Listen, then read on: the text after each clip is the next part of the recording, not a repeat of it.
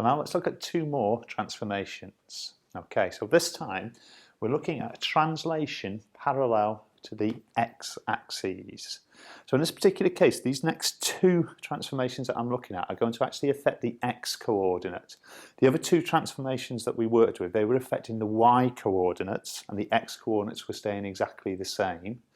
Now these two translations are going to actually affect, okay, the x-coordinate, because it's a translation parallel to the x-axis. So let's remind ourselves of our notation. This is the original function. Remember, this could be any graph expressed in terms of x.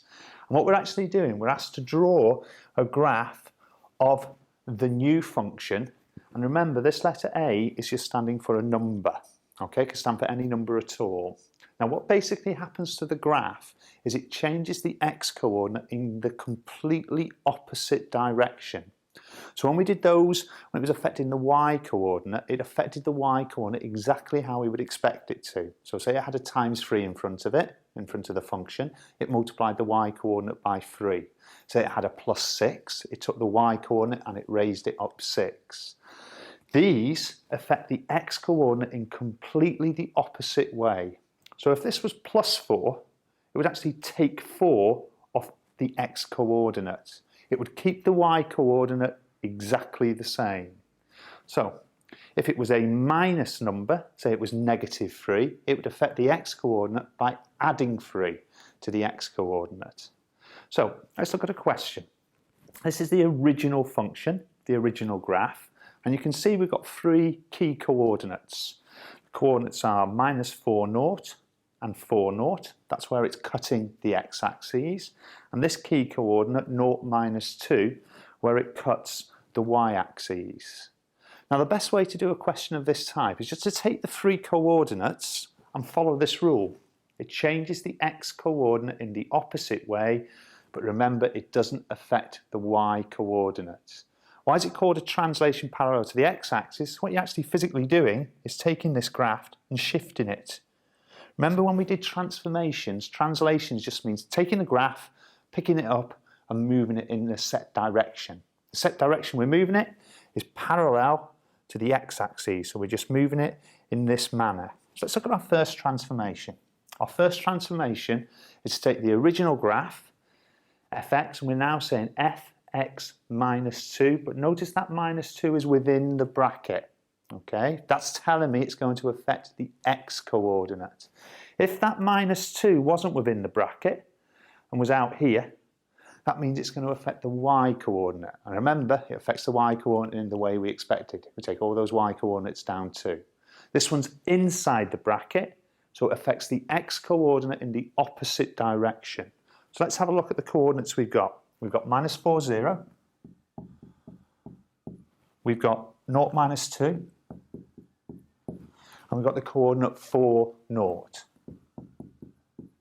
So what's happening with this transformation is, because it's minus 2, it actually takes all the x-coordinates and adds 2 to those x-coordinates. So minus 4 would now go to negative 2, 0. 0, minus 2, we add 2 to the x-coordinate. Notice we're keeping the y-coordinates exactly the same. 4, 0, we add 2 to the 4 to make 6.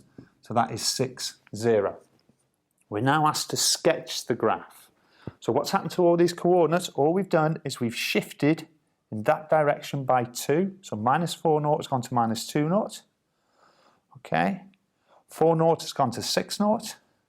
0, minus 2 has gone to 2, minus 2. And sketch of the graph. Shape of the graph doesn't change at all. All we're doing is we're transforming that graph. We're shifting it in that direction. If we look at this one, okay, using the same coordinates, all we're going to do is a transformation of fx plus 1. First thing you say, is the plus 1 inside the bracket or is it outside the bracket? It's within the bracket, so it's going to affect the x-coordinate. How does it affect the x-coordinate? In the opposite direction. So it's plus 1, so it will take everything and shift everything minus 1 in that direction. So the original coordinate, minus 4, 0, will now shift to minus 5, 0. The 0, -2 will now shift to -1, -2. And finally, the coordinate 4, 0 would shift to 3, 0. So what does it do to that original graph? There's the original graph in black. It would just move it in this direction. So all the coordinates would have just shifted along that one, and the sketch of the graph would look like that. So let's remind ourselves of this. If it's a translation parallel to the x-axis, how do we know it is? We've got a number inside the bracket. That number, plus or minus a, what do? You just do the opposite to it. If it was +6, take 6 off all the x-coordinates. If it was -3, add 3 to all the x-coordinates, and then you're translating that graph parallel to the x-axis. Okay, let's have a look at this next transformation. This is called a one-way stretch parallel to the y-axis. Now again, this is going to affect the x-coordinates, not the y-coordinates. Let me try and explain to you why. If you just have a look, that number, remember I know it's a letter, but that letter is standing for any number, is inside the function. It's not on the outside of the function, it's actually within the function. So if it's within the function, it affects the x-coordinate. Very similarly to that last translation I showed you, it actually affects the x-coordinate in exactly the opposite way. Okay, so in this particular case, if that a was the number 4, instead of multiplying each of the x-coordinates by 4, it actually has the opposite effect. So remember, the inverse operation to multiplying by 4 is to divide by 4. So what it would do to all those x-coordinates, it would mean it would divide them by 4. What it actually does is it means the y-axis, okay, stays still, okay, because remember, all the y-coordinates aren't changing. So what it does is it takes all these x-coordinates and it stretches them, okay, either towards the y-axis or it moves them away from the y-axis. So what does it do to the original graph? It's either going to squash the graph up, okay, or it's going to pull the graph up out. So it's very, very similar to the one that we did when we did it parallel to the x-axis. So it was the x-axis that was staying still, and we were pulling those y-coordinates either like that, okay? But in this particular case, it's the y-axis that's going to stay still, and we're going to be coming in like this or coming out like that. Okay, so let's have a look. We're going to transform this original graph, okay? So we've got 3 coordinates to look at. The coordinates we've got are -2, 0, 5, 4, and 8, 0. And we're asked to draw the graph of this transformation, f brackets 2x. Notice the 2 is inside the bracket. If that 2 was outside the bracket and was here, so it was 2 times the function in x, that's the one where it affects the y-coordinates. So remember, if it's on the outside, it's affecting the y-coordinates. If it's on the inside, it affects the x-coordinates, but remember, in the opposite direction. So let's have a look at our coordinates. We've got -2, 0, we've got 5, 4, and we've got 8, 0. All those y-coordinates are going to stay exactly the same. So that y-axis is going to just stay there, like that. So let's have a look what happens to these x-coordinates. Because it's times by 2 inside the bracket, what it's actually going to do is going to divide each of those coordinates by 2. That's why we say it has a scale factor of 1 over a. Our value of a is 2. So what we're literally doing is we're halving all those x-coordinates. We're dividing them by 2. So -2 would now shift to -1, 0. 5, 4 would shift to 2.5 or 2.54. 8, 0 would shift to 4, 0. All we need now to do is plot those coordinates and just see the effect that that has on the graph. So -2, 0 has now moved to -1, 0. Okay, 8, 0 has come into 4, 0. 5, 4 has gone to 2.54. And you can see what's happened to that original graph as I'm just sketching this one. It's made and pulled it into the y-axis. Now, if this was a half x or a third x to start with, what's that actually doing is it's dividing by 2 or dividing by 3. What would that do? It would change the x-coordinates in the opposite direction. So a divide by 2 would come to times by 2. Divide by 3 would come to times by 3. So what would that then do? Think about it. If it was a half x, or x divided by 2, 8 would go to 16, so it pulls out. Minus 2 would go to minus 4, so it pulls out.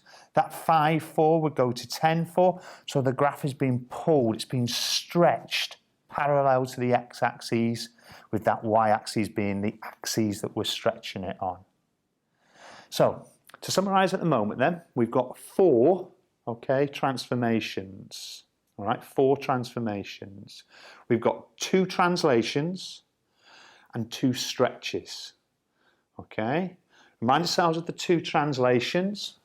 2 translations are when we have the number being added or taken away on the outside. What does that affect? That affects the y coordinates. But this is also a translation. Notice what's happened to the number. The number's dropped within the bracket. So that's the one where it affects the x coordinates. So this one translates the graph up and down. This one translates the graph across that way, in the opposite manner to what you expect, because it changes the x coordinates in the opposite way. Then what did we do? We were then multiplying by a number. So if I suddenly put that number on the outside, what does that do? It affects the y coordinate how you would expect it to. So say that number was 3, fx, it would times each of the y coordinates by 3. So what's happening to the x-axis? It holds. All those y coordinates have been times by 3, so it's stretching it up like that. Okay? Or if it was underneath, stretching it down like that. Suddenly, if I put the number on the inside of the function, like we've just done here, what does that do? It affects the x-coordinate because it's on the inside, and it affects it in the opposite way to what you expect. So it would divide each of those x-coordinates by that number. So what's happening? Y-axis is staying still. We're pulling inwards or we're pulling outwards. We're stretching inwards or stretching outwards. We're just going to have a look at what happens when we put a negative sign, okay? Either on the outside of the function or on the inside of the function. Thank you.